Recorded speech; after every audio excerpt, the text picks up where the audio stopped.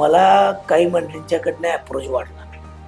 म्हणजे स्थानिक नेते इथली आमची मंडळी होती की तुम्ही माघार घेऊ नका, तुम्ही थांबला तरी असं निवडणूक लढा, असं असं करूया काहीतरी. आता जो काय सगळा प्रलोभनाचा काळ आहे तो एक प्रयोग माझ्यावर होतो का काय बघितला.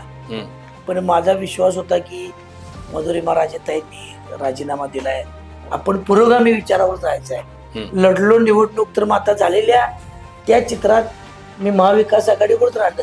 मी स्वतः ठरवलं महाविकास आघाडीचाच पाठिंबा घ्यायचा आहे, तरच निवडणूक लढायची आपण. तर या त्या वस्तुस्थितीवर ते जो घटनाक्रम घडला तिथं ती जी परिस्थिती तयार झाली त्यामध्ये प्राधान्य मी महाविकास आघाडीवर जायचं ठरलं.